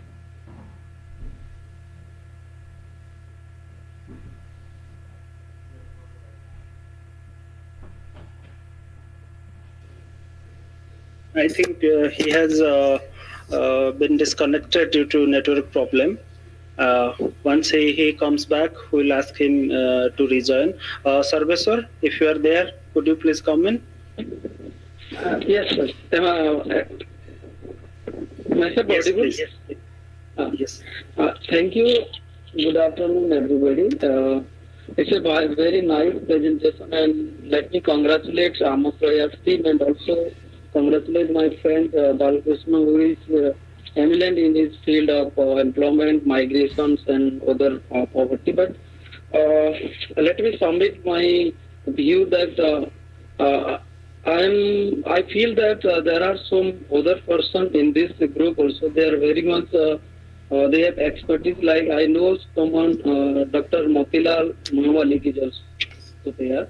So if time will allow, or then it will be a good session for all of us to hear it for once. So just I'm giving out of the presentation of Balakrushna Padhi.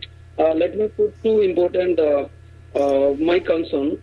I was expecting first the regional pattern of employment in Odisha. So NSS does give us some picture as far as the regional concerns.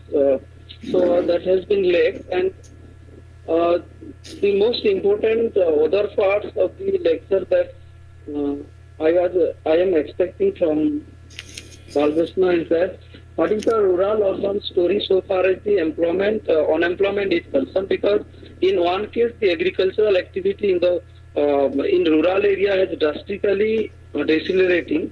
On the other hand, we found that the service sector is highly contributing. So the case is very important. But on the other hand, what we have found that the unemployment situation in the urban area is very worse. And rural area, the unemployment situation is relatively better as per the economic survey of Odisha. It has last economic survey Odisha it has presented like this. So why are these things happening in the context of Odisha? These 2 points I am just leaving, and it is a very good. We can say that this is a very good prayas for all of us to connect in academia. So far, the Odisha situation is concerned. Thank you. Thank you, Sarveshwar. Thank you for your point of view. Balakrushna, now there are many questions in the chat box. So before going to that, Dinesh bhai, please comment. Please put your point of view. You are disconnected. So you are once again, we are welcome you to put your views, please. Yes, sorry, it was disconnected. So what I was saying that although it was a nice presentation from Balakrushna Padhi, and the clear picture all about the data covers from the NSSO and the CMI, and the clear picture is that we are lacking, particularly Odisha, to observe our youth masses having higher degrees in education. So how to observe is a greater challenge at today's scenario. Already Amrata Bhai also discussed that thing, how we can improve and address deals such setup. And the previous speaker also mentioned we can make our brand highlight our Pitha culture like that, so that the gender differences can be solved. Even we have in our universities, there are courses of that home science. So after having those degrees, what are the outcome if they can be branded or can be connected with the Amazon kind of sales marketing systems that can be improved. And also role of education is in human capital formation, and that economic development is crucial. So we should look forward on this direction. With this I rest. Thank you. Thank you, Dinesh bhai, for your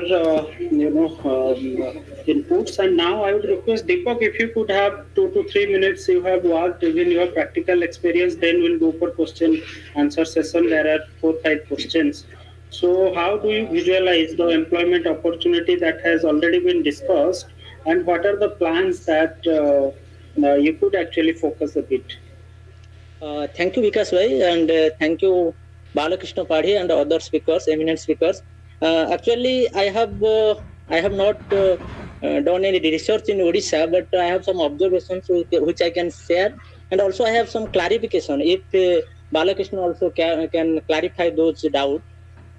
Because Balakrushna, when you mentioned about this high growth rate, do you think that this is because of base is low, that when we are calculating our growth rate, if suppose the base of Odisha is low compared to Gujarat, then obviously the growth rate will be higher. Because since we are saying that growth may be a means, but our end is to eradicate poverty and also unemployment. So our main focus, whatever we are doing, our main focus is either eradication of poverty or unemployment. So when you are talking about that during 2004-5 and 2011-12 period, that in case of Odisha, more reduction in poverty. So what about after that? Because I think Vishwajit was impressed with that periods of poverty reduction, that Odisha has achieved many things and our poverty has been reduced. But for your kind information, Vishwajit, till 32% of Odia people are still in below poverty line. So that is a concern for us. And now Vishwajit was making a point related to MNC. I agree that when MNCs would come or MNC came, then many downstream industries or ancillary industry that will be promoted. Like he gave the example of cluster, like Dhenkanal, you take the example of aluminum cluster. And government of India is also proposing many clusters. They are making many clusters in different regions of India and as well as in Odisha. Odisha government has also recently proposed government of India for making many clusters related to industry, like Kalinganagar. That would be a steel cluster in Odisha. But I don't think that the time is we have to reintrospect our industrial policy, our infrastructure policy, because I think though Odisha, not only Odisha, many countries, they are also suffering from resource costs. Like we have plenty of resources, but still we are in poverty, under poverty, and also inequality is there, and we are suffering from many things. Many social indicators are also lower in case of Odisha and other states, which are more mineral resources. I think we have to reintrospect our policy, because why I am saying, I will just give a comparison between Odisha and Gujarat. You take the industrial policy document of Gujarat and you would find, suppose being an MNC, I came to India and I searched an investment region, then where I would go?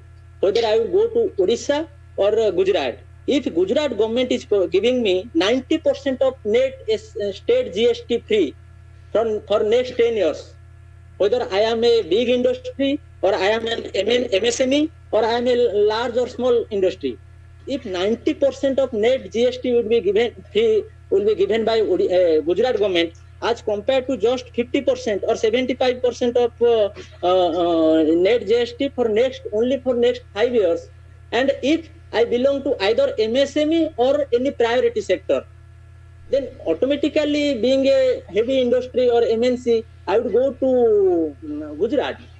If Gujarat government gave me, suppose Gujarat government provided me 1 unit power at the cost of 5.51 rupees. At the same time, when Odisha government is imposing 6.91 rupees per power unit, then where would I go? Where would I go? Whether I would go to Odisha, or even if there is plenty of natural resources, considering iron ore or any manganese, anything, but I would rather go to Gujarat. I would not go to Odisha. 100% electricity duty exemptions for newcomers or new startups, those who are coming and initiating any startups in either in Gujarat, then 100% duty free. So I think we have to reintrospect or revisit our industrial policy without making our industrial policy competitive, because now the system and the country is believing in competitive federalism. Because suppose POSCO like big MNC, they have come and they have tried to invest in Odisha, but that was a failure project. But now many states like Maharashtra and Andhra Pradesh and Karnataka, they are competing that where POSCO will come and invest. So this is I don't think only because of our natural resources, then these industries, they would come and they would invest and they would create value chain system, and they will value add they will make value addition to our system and the employment generation will be taken place. So we have to consider in this way also. And the third thing is infrastructure. And fourth aspect, I think Vishwajit has already mentioned about that skilling and reskilling. Thankfully, in this new education policy, they have introduced that vocational education from 6th standard, and that will make an value addition. But what about infrastructure development? Infrastructure development, many projects. Now this Paradip Haridaspur railway line, that took 21 years, 21 long years to be completed. So just think, and because of the reason was land acquisition and law and order. So if this way, our focus for industrialization would continue, then I don't think we would get many more benefits from this process, and that would also helpful in eradication of poverty. So I had these two questions. So if Balakrushna, then Balakrushna can clarify that whether this industrial policy or this policy is helpful, this policy are important for creating employment or eradication of poverty. And second thing that related to that growth. So then I think that would be great. Thank you.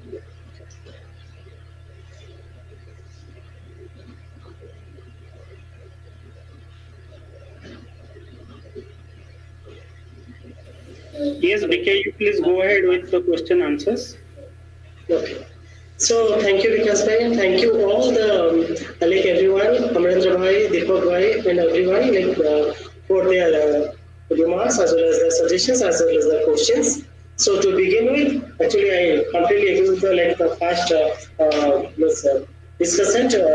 Regarding this creation of job opportunities is much more important for Odisha. Yes, we have a lot of capacity that we can able to build. Like you can say that now if you can also Google Amazon, if you just check browse it, you can find that Koraput coffee is now on sale. So all the we need to promote. I completely agree with you regarding promotion of this cottage industry, as well as the important aspect regarding skilling of individuals. So that is much more important. But here, one of the important question lies: is the given funding that is being provided, or as a total amount spent on education, is that sufficient enough to do all these things in terms of education of skilling? Because if you look, since last 2004-5 to 2017-18, the proper at all India level, the total proportion spent on education has hardly increased from 2.23% to around 2.83%. Okay, so in that case, I think recent this new education policy suggests they are planning to increase the total total amount spent on education. That should be around 5 or 6% of GDP, as most of the developing countries that they are doing. So that is also important for not only for the overall development of the individuals as well as for the achievement of the sustainable development goal of 230. Because state also doing, I think, a particular SDG goal mapping for each and every indicator. So in that case, the poverty is coming, the aspect of poverty is coming, regular skilling to individual is coming. So most of the things are also important. And providing employment, coming to Amandra's point, providing employment opportunities. Actually, when I discussed at that time talking about for this current pandemic, it's certainly short-term point of time, what kind of employment we can able to provide them at once. And because this total MG can be an alternative provide employment opportunity, but there are a lot of other things that can also be doable by the government for providing employment opportunity to the basically youth population. Because as I also shown you, the total number of persons those are neither in the education nor in employment, that proportion is increasing in Odisha. Which is a major concern. So what kind of skilling you can able to provide them? What kind of vocational education you can provide them to the youth population? That's it. I think we need to highlight. So coming to the points, Sibova actually asked one point in chat box that graduate will say 16.3% at highest unemployment rate, Therefore, the overall unemployment in the country is higher among youth with higher educational qualifications. Right? Is it somewhat the link between technical general education with social dialogue and division of labor? Can you say that is a positive correlation exists between education level and unemployment level at Indian context? Because the thing is that we are unable to provide the level of education here. Why the unemployment rate is increasing in the higher level? Because the people are want to engage in a good kind of employment opportunities. At the present scenario, if you look, although there are a lot of vacancies are there, like most of the places, there are a lot of vacant posts also, but most of things are not filled up. So how you are able to improve the first thing you need to improve the recruitment process that can be possible, and this correlation, if you make the correlation between education and unemployment rate, because when we increase our level of education, what will happen? Although in that case, when we enter the market, what will happen? In that case, although you want to get a job, but you are not able to employed as per your requirements. So in that case also the level of unemployment rate is increasing. So here important point lies to how to get employment opportunities to the youth population, or basically to the educated youth. And secondly, if you look from 2004-5 to 2017-18, there is a drastic change, there is a paradigm change has been occurred with the introduction of Industry 3.0 and Industry 4.0. That is basically robotics, 3D printing, and the technology is so much developed. Now there is Uberization, Ola, and so many new jobs are coming into the market. Now we can also register, we can also sell your products online.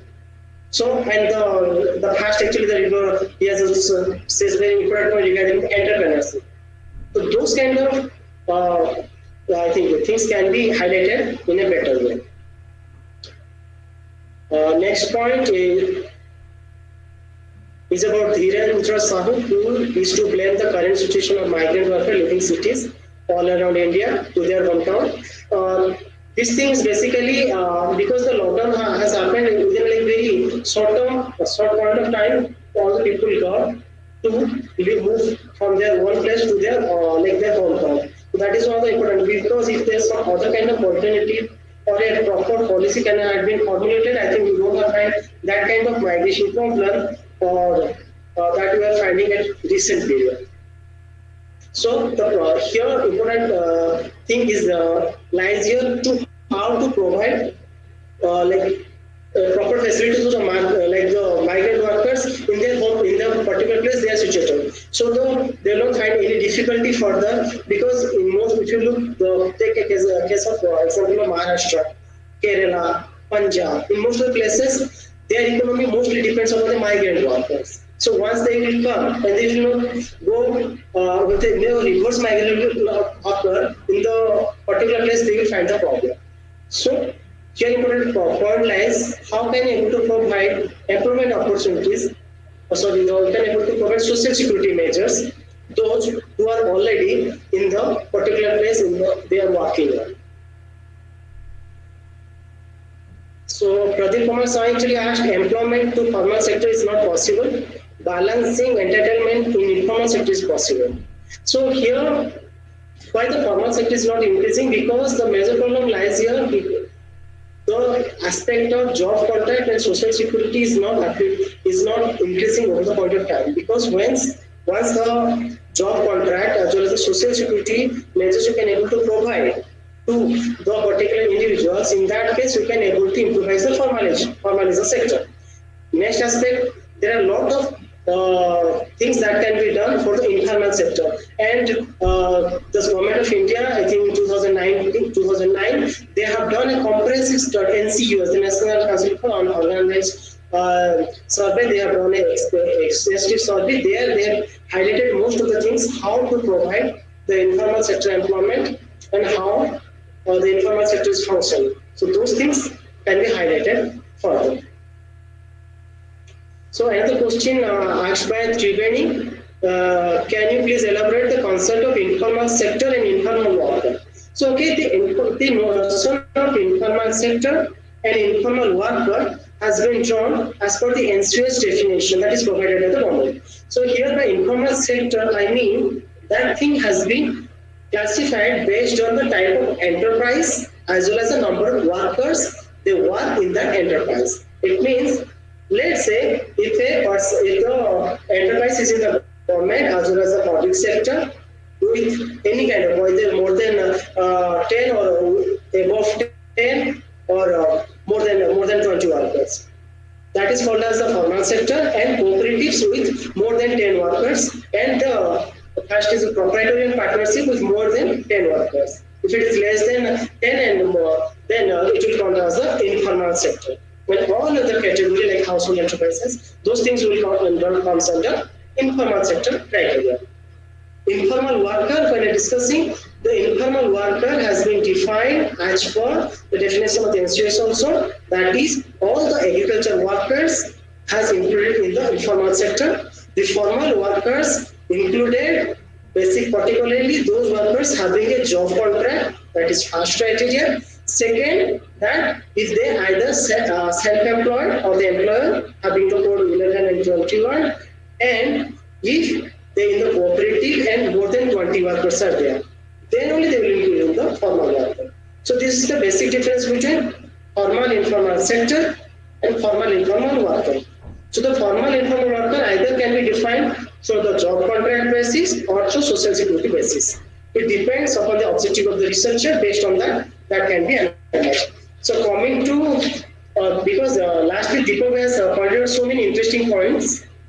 Coming to Deepak Bhai's point, so first part regarding, when we are shown here basically the growth aspect in 2018-19, how different states have grown over last in 2018-19 as compared to previous periods. In that case, here I am showing the state-specific growths. So yes, I agree with the point, that is basically base effect, the growth, because the base of Odisha is low. Due to that reason, you can find the growth rate is 8.1, and that is also been analyzed by previous studies as well. Regarding industrial policy, the government also needs to make a lot of proper industrial policy. As you rightly point out, that basically depends upon the ease of doing business aspect. For I think as per the latest study, like most of the states, they are improving. Like Odisha also improving its position in terms of ease of doing business. Like if some company will come to Odisha, how can able to provide them, like in terms of electricity, right to mention, in terms of providing electricity consumption measures and some other kind of providing other incentives. If you provide those incentives, they will be happy to, and if there will be less, we can say, regulations, then they can happily come and settle their industry. So the ease of doing business is much more important, due to which you can find in Gujarat the pattern of basically ease of doing is high, and most of the industry they come and invest there. So the proper industrial policy formulation is much more important. In that case, it is very much essential for the development of the homegrown industry, as Amarendra Bhai and Deepak also highlighted, and improvement of the cottage industry as well. And this competitive federalism, it is important to highlight which sector is basically increasing and which sector is not increasing. What are the challenges as occurred for each and every industry groups? Because in the recent period, when I'm finding there is a huge employment is declining, and I write in, and I shown in the graph also this is due to the decline in the female force participation. So there also it is important to highlight that most of the women they engage in the domestic duties, and as for the employment status per se, their work has not been considered as employment. So there is a reform or some kind of changes are also required in terms of labor, the level of employment as defined for women. And this resource growth paradox, this thing has been analyzed by various MBA studies also, because not only Odisha, if you look any developing underdeveloped countries in the world, take an example of Africa, take an example other countries, and take an example of Madhya Pradesh, Odisha, Jharkhand. The states having higher amount of natural resources, forest cover, tribal population, they are more, those states are particularly poor. If they can able to utilize the given resources in a proper manner, then there is a high chance they can able to have a high rate of growth, or they can able to achieve that growth as compared to other states in the process of development. So the cottage industry, improvement of the MSME sector. So these are some of the important criteria that is also need to highlight. Lastly, when discussing about skill formation, in that case, when the migrants return, they are also came with some kind of skills. So how we can able to provide them that is some kind of skill level employment opportunities. That is one of the biggest challenge here. So how we are going to give employment opportunities to those migrant workers or those who are having different kinds of skills that we need to highlight it. So to surface a point, actually I have already analyzed the differences that exist in terms of workforce participation rate, labor force participation rate, on unemployment rate. I think my screen is visible. I have already presented that thing. Hello. Yes, it's visible, but it's not very. Yeah. So there. So there, if you look at the table, it's much more clear. You can find the rural area, the employment rate is higher as compared to urban area, and the unemployment rate is much more higher in the urban area, because due to the lot of things are there which can be explained. These differences in the level of unemployment in rural and urban area. If you do some kind of analysis. We have done recently done analysis based on gender-based wage discrimination in a basically economy. There we have taken the wage difference between male and female by doing a blended worker decomposition analysis. Let's say this basically talks about, let's say the male wage is 200 rupees and female wage is 150 rupees. So the net difference is 150 rupees. So if you want to know why this 50 rupees difference exists, so that can be explained through endowment effect that the individual has in terms of education, in which kind of industry they are working, and which kind of are they staying in rural urban area. So all these aspects. And another aspect is discrimination effect. So from there we actually got is the discrimination component plays a major role, while the differences which exist across genders. So that can also be explained when we are talking about unemployment and many other parameters. So those things can also be highlighted further. And if you look regarding when we are discussing about regions of India, actually for that in my presentation I have already shown across different all the districts of India what is the level of unemployment rate and what is the level of workforce participation rate. And here if you want to show in different three agroclimatic zones of India, that is coastal, northern and southern, you can find that the workforce participation rate is much more higher in southern district and northern district as compared to coastal district, while the unemployment rate is higher in coastal districts. As you can show, you can link them to the level of unemployment rate, because the education rate I think is much more higher in this particular coastal region as compared to other region. Due to low level of education also, I think that may be somewhat related to the lower level of unemployment and higher level of this other reasons. Because the kind of, if you look secondly, if you look the kind of employment they are engaged in, you can find that either they are engaged in some kind of elemental occupation or some kind of agriculture or blue collar jobs. So that I like to highlight. If you have any further queries, I am happy to answer. Balakrushna, can I ask one last question? Yes, sure. I think as considering this minimum wage rate and also security to this workforce, all these things, I think more employment and formal sector, formal workforce. I think that is a impossible of trinity in case of India, or you may consider any state of India. We will create more employment and also formal sector and formal workforce. That is impossible. Yes. But as a research scholar, what you suggest that the government policy should be inclined towards creating more formal sector, or whether it may be formal sector or informal sector, more formal workforce, or in other way, whether you will create more informal sector or formal or informal, formal workforce, or sector may be formal sector or informal sector. But is that as a policy maker, what should be that government means policy making process? That whether more formal sector or more formal workforce? Because that is, I think that is impossible. More that is because formal, yes. I'll just add, if Balakrushna you permit, I'll just add to Deepak's point. See, what happens, as Balakrushna has already mentioned, the difference between formal sector and informal sector. But the important point is, even if we have high level of informality in the economy, we need to provide social security provisions in such a manner that the differences among the formal workers and informal workers gets reduced. So creating more formal workers in that way, for me, it's possible and is also solution, and we should work for that also. So Balakrushna, you please go ahead. Just to add, because I think the way you mentioned, suppose a worker is in informal sector, but suppose if the government is bringing him in this EPF, employment provident,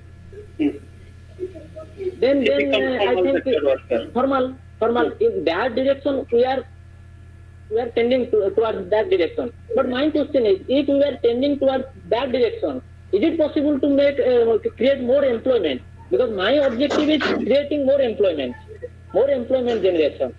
Because even before Vishwajit has already given an example, like whether I will create one formal worker with 25,000 rupees of wage rate, or 5 informal worker with 5,000 each. So Deepak, what's the problem there? What's the problem there? See, we should create employment, but we should not create working poor. So the point is, so definitely we'll prefer a better level of wage rate, which actually adequately meets the need of the worker and their family. So creating 5 employment in 5,000 rupees, maybe in form of employment, unemployment allowances, like in Norega kind of thing, it's somehow a temporary phenomena. But we must strive for the employment with more provisions of social security, wage security, and I could say the job security itself. So that should be our idea. But in the name of creating more employment, we must not, pushing them towards working poor, generating working poor. Bala, please add into the thing if I'm right or if I'm wrong. If you could please. Yeah, thank you for your questions. So here the thing is that if you look last, it's very because the level of formal thing. There is a formal sector. Second aspect is a formal worker. So that particular proportion is basically changing over the point of time, right? So last 1.5 decades, still around 90%. 90% are in the informal sector, and hardly 10% of the people are in the formal sector. Means either they have some kind of social security, or they have some kind of job contract. So here, as Deepak also mentioned, it's very difficult to make formalize everything at one go. The other aspect is that if you not formalize them, because the condition of precarity will be much more. So in that case, if you look since last 1.5 decade, when there is a declining in the total level of employment will occur, that kind of total level of employment, let's say from 11, 12 to 17, 18, that is called one of the distressed level of employment as well as higher level of unemployment in India. In that case, the formal sector declining is much more less, whereas the informal sector, the level of employment curve is much more higher. So unless and until we are not able to provide incentives in the informal sector, much more improvement cannot be offered. So that actually I like to highlight. And not only that, if you look in one of the presentation I have shown, in the government's formal sector also there is informal workers. So that proportion is also increasing in the recent periods. So informality one or the other is increasing. So how we can able to provide best employment opportunities or some kind of social security measures, those who are in the informal sector. So that is much more important. And formalizing the economy, it will take longer time. Let's say from now around at present at all India level, you can say around 19% are in the formal sector and around 7% of the total workers in the formal worker. So to make the proportion increase to some good extent, it will take some time. But the major challenge here lies with us. How can you able to provide employment opportunities to the informal worker with some kind of social security measures or some kind of social incentives those can government can play here. Let's say you can provide some kind of employment scheme, some kind of pension kind of schemes. If the government is able to can do those kind of particular measures, I think over the point of time some development can be occurred. And lastly, in this current COVID-19 pandemic, who is basically affected? And who is getting actually the border of this COVID-19 pandemic? Those persons who are in the informal sector. Either not having any proper job contract or neither having any social security measures. Right. So in that case, if they can have some kind of the government can provide, because there are a lot of schemes also there. If both the state level as well as the central level, proper policy can be done to provide incentives or some kind of policy measures or some kind of welfareistic or some kind of social protection schemes. So in long term, I think they will not affect that much if some kind of this short-term impact will occur, not only like in terms of COVID or flood or cyclone, that because these are the things which lead to job loss in the short term. Thank you. Thank you, Balakrushna. Thank you. Thank you, Balakrushna, for your very beautiful presentation. For me, it's your presentation is full of evidence-based and it's enriched by data, real data evidences. So, Joydev, if you are there, so I think if there are no more questions are there, we could conclude the session. Thank you. I think there is no more questions. So I'd like to, it's my privilege to give this vote of thanks. I'd like to start with Mr. Balakrushna Padhi for his enriching talk on various issues of employment and other sectors. And also like to thank you other panelists who have also given their views during this discussion, and also thank you the participant for their valuable questions. And I think with this, I think I should conclude, because we are somehow reaching the end point of this discussion. Thank you. Look forward to see you on the next Sunday. Thank you to Amaprayas and everyone for calling me and asking me for deliver these topics, and thank you for your questions and suggestions. Thank you everyone. One request, please share the YouTube session in your social media platform, so the big edu will get more traction in the